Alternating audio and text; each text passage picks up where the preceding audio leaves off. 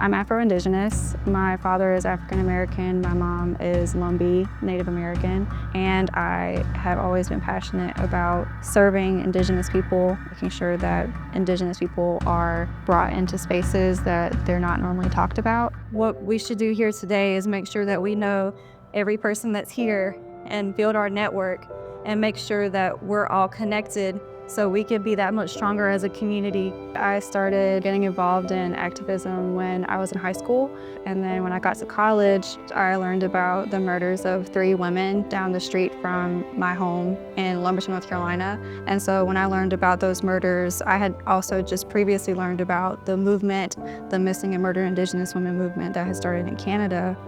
And I was like, wow, this is happening right here in North Carolina too, right here down the street from my house. The issues and the manifestations of violence that we see in our communities today is directly related to the impacts of colonization and the things that happened over 500 years ago on this land to our ancestors. I'm giving a speech at UNC Pembroke about missing and murdered Indigenous women, which has been expanded to people to encompass missing and murdered Indigenous boys and men and Two-Spirit persons as well.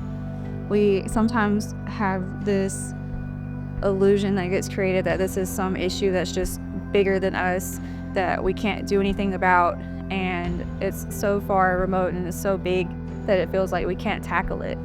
But we can each and every one of us here today has the ability to attack this issue head on, to have a direct impact. And the way that you can do that is just as simple as looking to the person to your left, looking at the person to your right, and making sure that you're being a good person to whoever's standing next to you. It's important to capture those moments because the families need to know that the community is still behind them, they're still grieving with them, and having that support helps their healing a little bit more.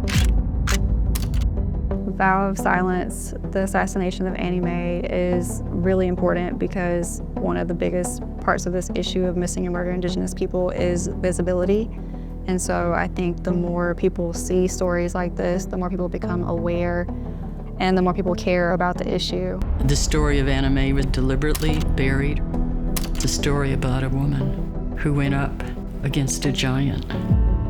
Well, while I'm not part of this documentary, I am a part of the fight to advocate on a local and state level for legislation and laws that attack this issue head on. And I continue to make sure that the victims in my community, their stories are heard and their families' voices are heard.